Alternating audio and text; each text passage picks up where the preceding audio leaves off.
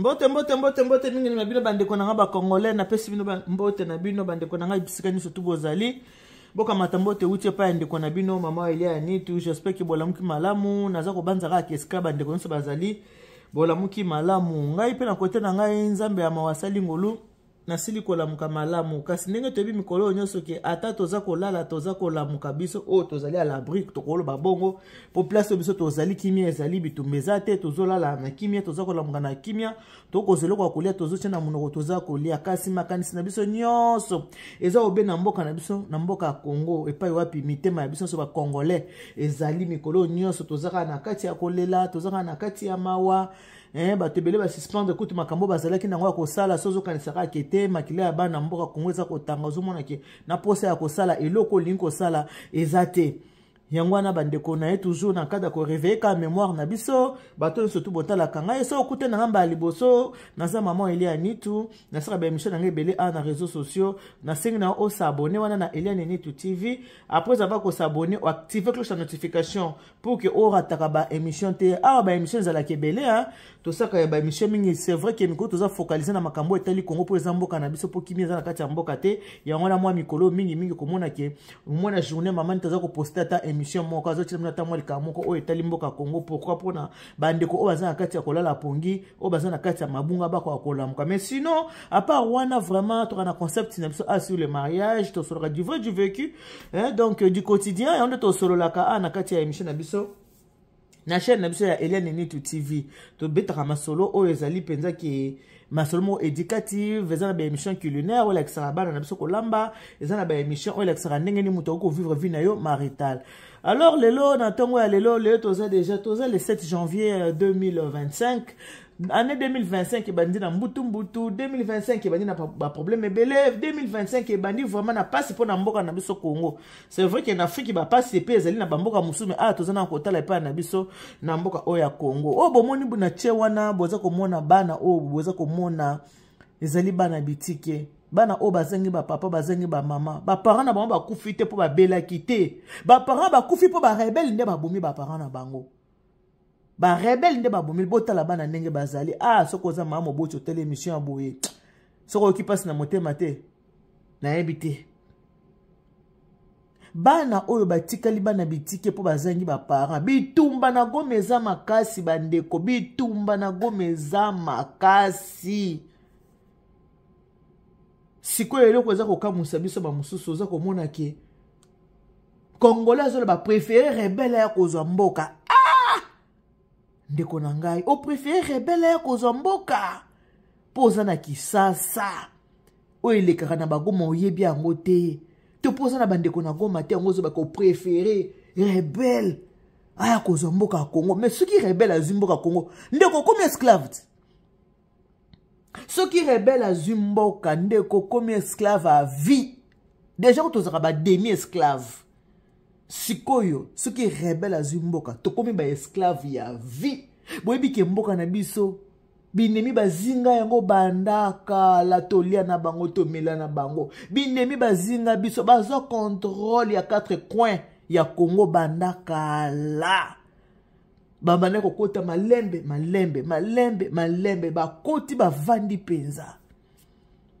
balingi biso to bima na mboka bango ba récupérer mboka soki penza mutu mayele na yoza ko sala makanisi na yoza ko sala bon mutu yoza okoki kondima rebelle ya kozwa mboka au jour d'aujourd'hui tozonga suba umbu rebelle mutu nyoso azoka mboka na par la force na munduki akomisaka bato ba umbu abando chaka bino munduki kaboy olingole ba munduki ezotala olingole ba munduki ezotala okoloba lisusu te butika ba sentiment lelo toza koloba muto kola mukane na tonga fingi na président akola mukana tonga fingi première dame akola mukana tonga fingi peu importe mutu ya lingi moko mona te ba soda ba yeba kanyo po fingi bango non Félix Antoine Tshisekedi atika na liberté de l'expression poza mona poto akola na poto abiki na poto toza na liberté atika munyo soto aloba okomona teke po afinga ki boloba na bino mais ceux qui botiki mboka ke na maboko ya rebelle qui dit rebelle la kisi que mutu oyo aza kozwa mboka par la force qui dit rebelle la kisi que mutu oyo po peuple lingi ete mais azwi mboka na makasi na munduki rebelle a komisaka peuple esclave parce que peuple nyonso tout abangaka munduki. Qui dit munduki lisa soke bimio koto na nzoto ta komo nango liwa munduki ebikisaka te.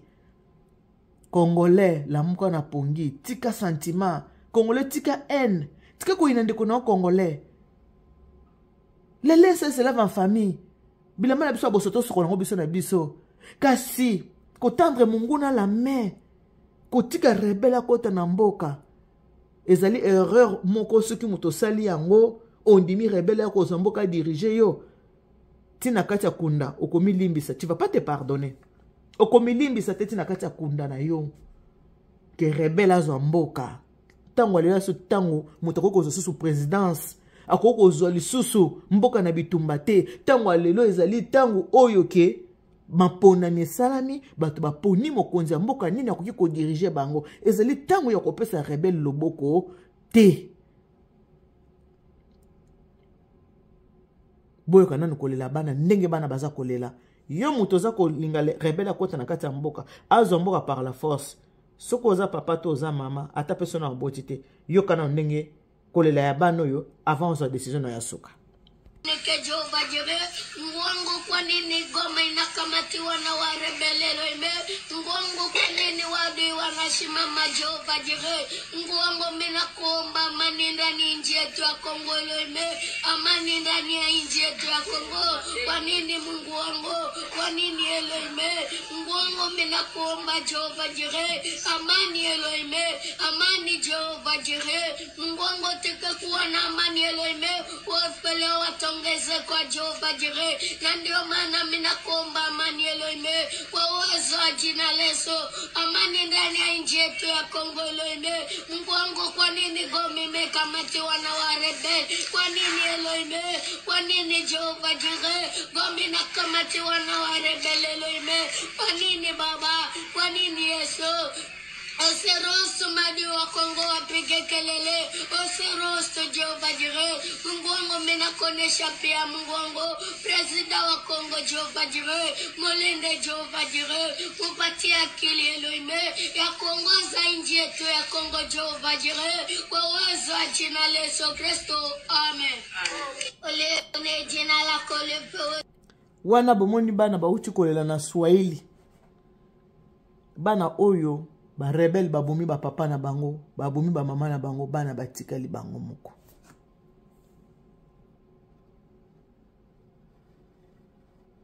Bana batikali bango moko. Ndeko na bana baza koloba Nzambe tata pona nini otiki ba rebel bazwa Goma. Bana baza kolela Nzambe otiki ba rebel bazwa Goma pona nini? Fungole la rebelle maboko akota na mboka kasi otika esclave à vie.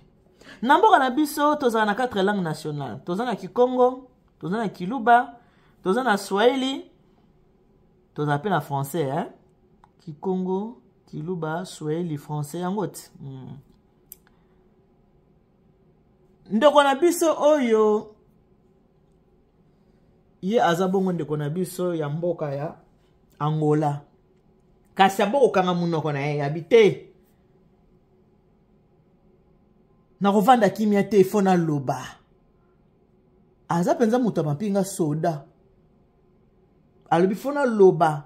Po mungongo na nga tango mususu ekosunga ba Congolais bako comprendre. Yango papa lelo ayeko loba. Aza mukongo ayeko loba lelo na Kikongo. Pona bandeko ba Kongo bayoka. Bandeko susu ba Kikongo. Bofungola matoi, boyoka makambo nini ndeko na biso General oyo Antonio kwa Nzambe aza koloba.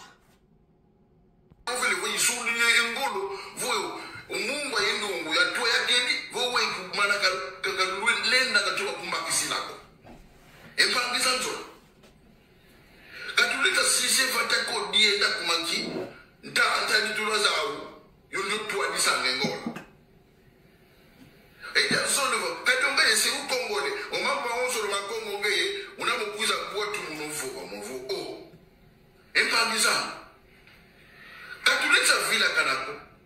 Enchungo yetu kungola tokananga yenchindo lumbana.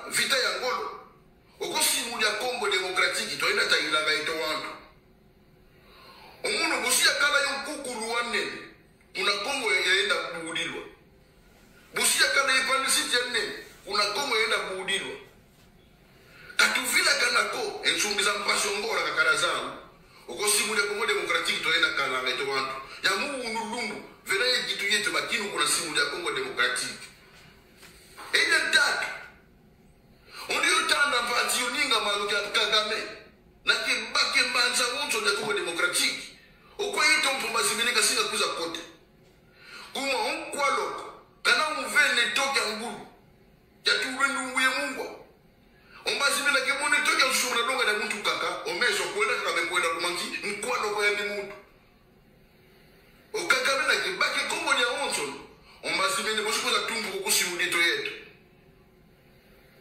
Onlembo veko aluele kukanga wetenda wafu wakibuta. Imana kuza kuvaga kurutunchila ngomatufu. Tukana yengangu. Katuleta sisa uninga mpati utanda maruke Kagame kakota kuna Kongo. Ze weto mbazirene. Mamu tukana mao. Hali, ongeyo vaduko nuwa. Umuno ikuza nifura nga muna TikTok. Umuno inchi jamu ya umuno yeno. Isika besanga. Tukana muna visa. Tukana muna tona za kiwandu.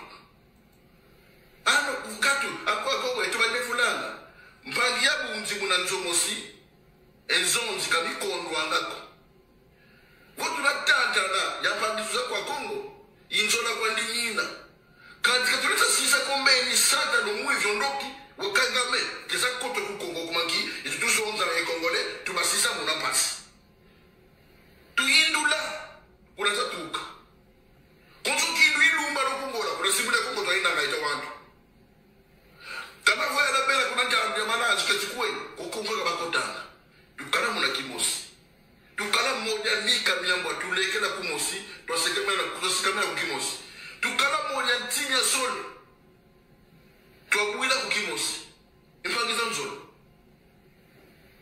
onkadvo okotele mlingu kumali ampela kikotele mlingu kumali ampela ko kinecha sisa onzenza keza kutunuwanisha kufu kumakono hisu kuiza nango ya Lorenzo empangiza mi kati mami oruna wao ale onye una vo onwa vaduka yomeno mvachaka mulikuza levola enjebya mu yamilizi vofa mono muntu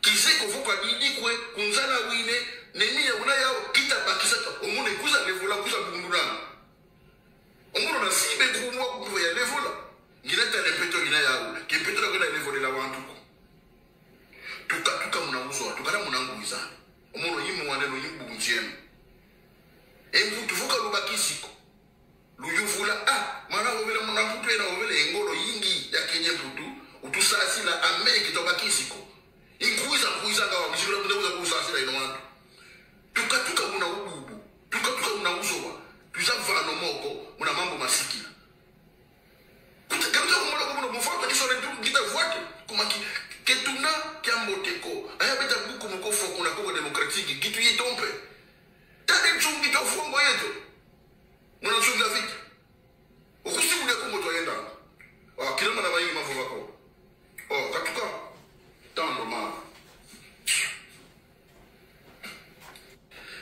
akitata yaki mama bayoki voilà wana za bongo ndeko na biso Kongo kutoza mboka na ete mazoka pasi po aza soda azoka pasi po ayebi ke soki rebelle azuka ka mboka tokombe esclave libela yango za kofungola biso mitu aba ba congolais bola muka kofungola rebelle porte te poko tanakati ya mboka na yo rebelle kofungola porte te rebelle aza muta munduki ebikisaka mutu te bandeko na ngai oya moni pa kokoloba na Swahili atindeli nga video tolekisa yango oya kokoloba na Chiluba atindi video tolekisa yango o pa kokoloba na français atindi video tolekisa nyonso ezaka kapona ko réveiller kaka peuple congolais ko réveiller ko lamusa peuple po ayeba ke makanisi o zana ngo po zana haine po yina président Fachi po yina bandeko no baluba olobi te malam kutu rebela son mboka me Fachi te alongwa na yebisaka bino nazo répéter Fachi Mukolonga na pouvoir okende na Congo na mutu na été Mobutu 32 ans lelo aza na Maroc akokende na Congo na mutu te mokolo président Fachi ngonge kokoka akolongwa ye moko na bilamba na basapatu na ye na mwasi na ye na bana batiki na bango palais présidentiel mutu mususa sana ni ayako akena Congo te enoyo boza nango batala kunseki batala kumamba enoyo bino bozaka na langage l'homme venu d'ailleurs lelo kominini malamu rebela sanini azamboka la qu'est-ce que loko bolingi boyebi yango te ene tellement makasi envers Fachi yango za kotinda bino bondima que malamu kuto rebelle azamboka me Fachi longa mata Fachi longwe yona kitu no vande kanisi ko zo pouvoir okanisi ko diriger Congo